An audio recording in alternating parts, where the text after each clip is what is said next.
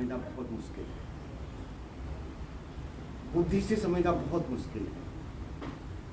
जिन्होंने महाराज जी को जिया है, महाराज जी के सानिध्य पाया है और आज भी पा रहे हैं, अनेक विसंगतियों का नाम महाराज जी।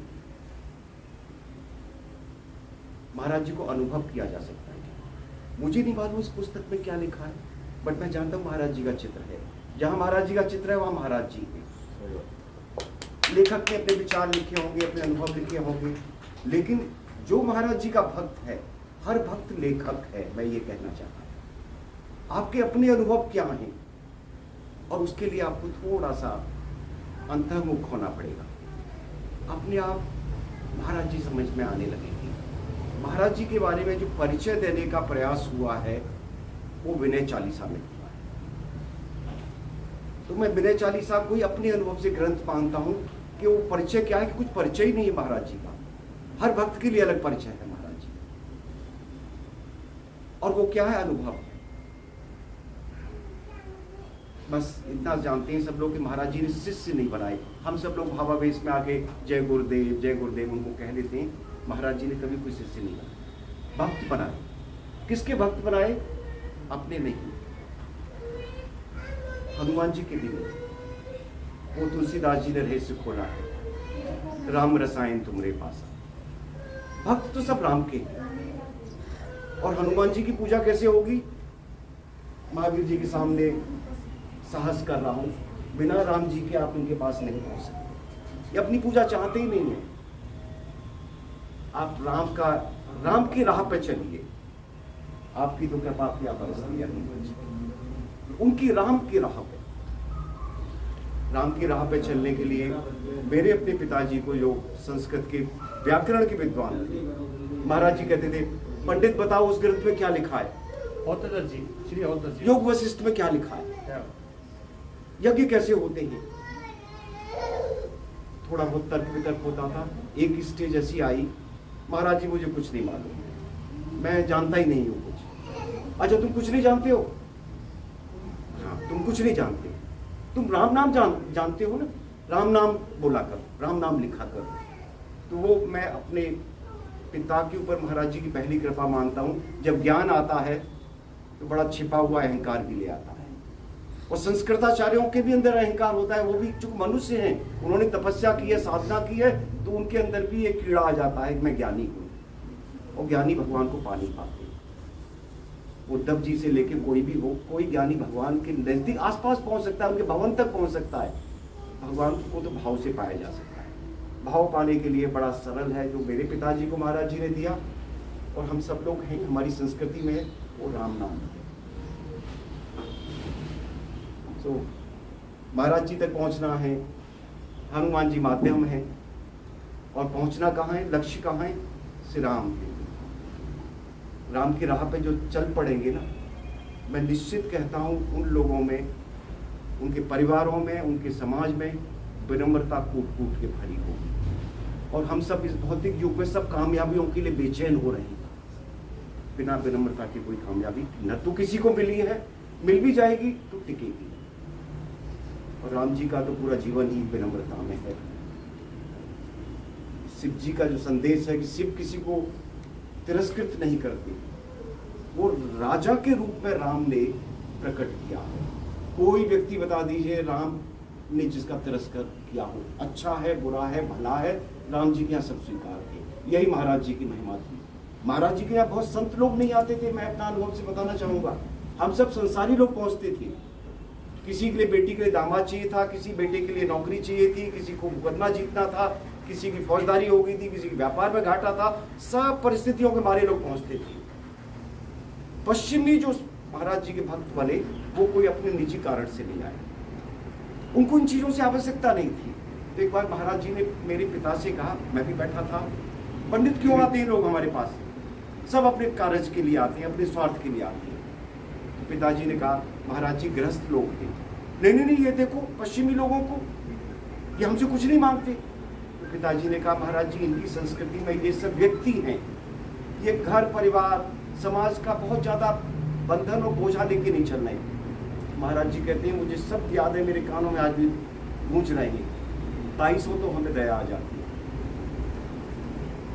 लोगों पे क्यों दया आ जाती है? अपने लिए मेरे पास कोई नहीं आ रहा है, कोई बेटी के लिए आ रहा है, कोई बेटे के लिए आ रहा है, किसी न किसी अन्य को लक्ष्य लेके मेरे पास आ रहा है। आज स्वयं व्यक्ति रहा है बट अपने लिए नहीं मांग रहा। कोई बीमार भी है तो ये नहीं कह रहा महाराज जी मुझे ठीक कर दो।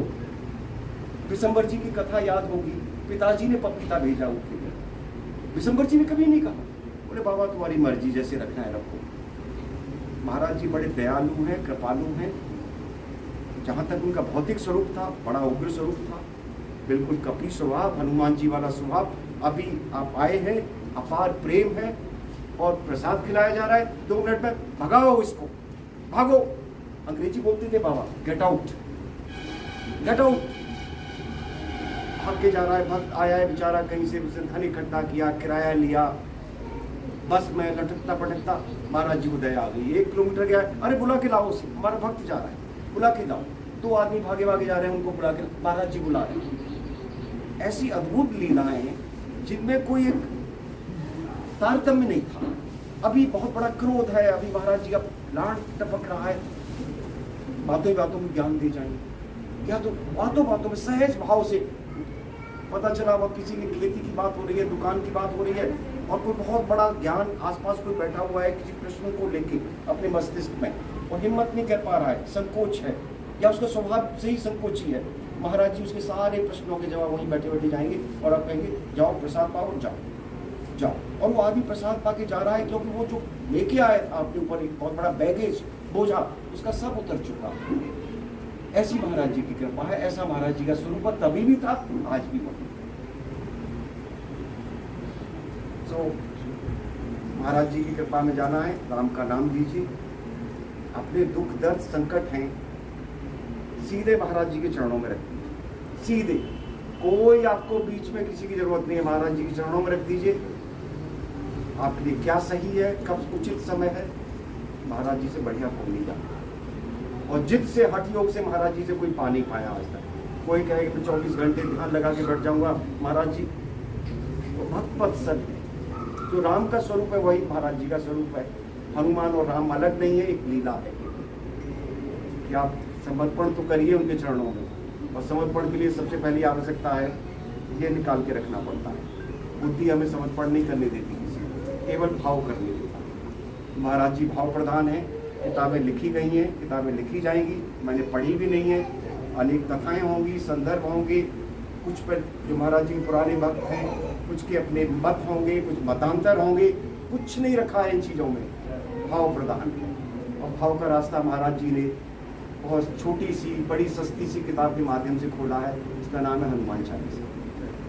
तो वही है जीवन का प्रधान है, बाकी सब ठीक है, अपना अपनी लीला, अपना अपना कर्म का है। संतोष जी को बहुत बहुत बधाई, उन्होंने ये प्रयास किया है और भी भक्त करेंगे। ये सब बिना महाराज जी की कृपा के भी बुद्धि से नहीं लिख सकता।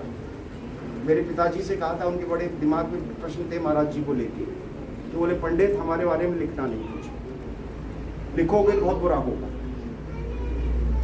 पिताजी ने कहा महाराज जी ऐसा क्यों करें? अरे राम नाम लिखो ना, तो राम नाम दे दिया, तो फिर लिखोगे, मत होंगे, मतांतर होंगे, तुम्हें क्या मिलेगा? किताबें छपेंगी, बटेंगी, लोग पढ़ेंगे उनको, और तात्कालिक रूप से भाव आएगा, और भाव जिस गति से आएगा उसे तीव्र गति से चला जाएगा। लेकिन राम का नाम लिखोगे तो तुम्हारी बैंक में जमा होगा, वो पूंजी बनेगी। तो मैं अपनी तरफ से तो बोलने के लिए आया नहीं था, तो महाराज जी ने कहा, मैंने इससे पहले मैं आया हूँ, कभी मैंने, उन्हीं की कृपा है। सो हनुमान चालीसा को अडॉप्ट करिए, उसे स्वीकारिए, जीवन में घुसाइए, और दान पुण्य के नाम पे महाराज जी खाना खिलाइए। खाना खिलाने में बड़ा जोर है। कहीं जाइए, महाराज जी का जीवन शैली थी, आप तीर्थ पे जा रहे हैं, परिवार के सब लोगों को लेके जाइए, खासकर वृद्ध माताएं, बहनें, बुजुर्ग लोग, उनका तिरस्कार महाराज जी को पसंद नहीं था बिल्कुल। माई को क्यों नहीं लाया? खुद चलाता है, माई कहाँ है? माई घर में रहेगी, माई को क्यों नहीं लेके आया? दादी, नानी, घर की जो अन्य वृद्ध महिलाएं हैं, जिनको हम कहते थे अरे आप कहाँ चलोगी, बड़ी भीड़ भाड़ होगी वहाँ, महाराज जी का बहुत लगाव था, सबको लेके आओ। बोले तुम लोग खुद चले आते हो? ये महाराज जी को बिल्कुल पसंद नहीं था। पुरुष वर्ग चला है और बच्चे, मैं तो बच्चा ही था, 10 साल का था, बड़ा उनको अच्छा लगता था, परिवार के परिवार आए। ये महाराज जी का एक बड़ा एक अच्छा जो सामान्यतः आश्रमों में पसंद नहीं किया जाता है। आश्रमों की संस्कृति में पुरुष प्रधान होती है संस्कृति, ये महाराज जी की परिवार प्रधान थी। परिवार के साथ आओ सब लोग, वहीं प्रसाद खाओ, और जो माता जी लोग, दादी नानी आती थी, आप बातचीत सुनेंगे। महाराज जी को मालूम था कि वो दादी नानी किससे परेशान। महाराज जी वो बच्चों के लिए दूध की कमी हो गई है, भैंस दूध नहीं दे रही। कितना दूध देती है? तुम चारा नहीं खिलाती हो ठीक से? नहीं, माई बहुत खिलाती है, माई गाय की बड़ी सेवा करती है। परिवारों की बातें होती, आम परिवारों की बातें होती। वो तुम्हारा उधर वाला खेत है नहर के, उसमें कितनी फसल हुई, उसमें ये क्यों नहीं लगाते हो? फिर तू बदमाश है, तू मेहनत नहीं करता खेती में, किसी की तरफ उसका उद्धार नहीं। फिर 2 मिनट बाद नहीं, बहुत अच्छा लड़का है, बहुत मेहनत करता है। अब ये रहस्य वही जाने, अभी 1 मिनट पहले बदमाश था और 1 मिनट बाद वो बड़ा अच्छा लड़का है। तो ये महाराज जी की बड़ी अजीब तरह की टेक्निक थी। हम लोग सामान्य रूप से लेते थे, उसके दिमाग में कुछ प्रश्न द्वंद्व थे कि मैं खेती में काम करूं या व्यापार में काम करूं ना करूं। महाराज जी ने उसको द्वंद्व को खुद उठाया और उसका जवाब भी दे दिया। अब उसका मोटिवेशन हो जाएगा, वो लग जाएगा अपने घर गृहस्थी के जो काम है उनमें तल्लीन हो जाएगा। उनको ऐसे रास्ते थे भी। अनेक नए भक्त जिन्होंने सशरीर महाराज जी के दर्शन नहीं किए, उनके अनुभव सुनिए। बिल्कुल अपार कृपा है महाराज जी की। और कहते थे, जैसे मेरी शिकायत रही, महाराज जी सिर्फ 2 ही साल मेरे लिए, मैं अपने भाई बहनों में छोटा था, सबके लिए इतने इतने सालों दिए, मुझे 2 ही साल केवल। वो भी था कि एक निहित समय है जब वो अपने पास बिठा लेंगे अपने कंबल में, रक्षा हमेशा करेंगे जन्म जन्मों तक, फिर उदय होगा। हम चाहें कि हमें घेर के बैठे रहे, महाराज जी का कॉपी पेटेंट कर लें, महाराज जी सिर्फ मेरे हैं, ये भाव उनके हर भक्त के पास पूर्ण होगा कि महाराज जी सिर्फ मेरे हैं, और वो सबको संतुष्ट करेंगे, महाराज जी सिर्फ मेरे हैं। यही महाराज जी की विचित्र प्रेम लीला है। महाराज जी, धन्यवाद।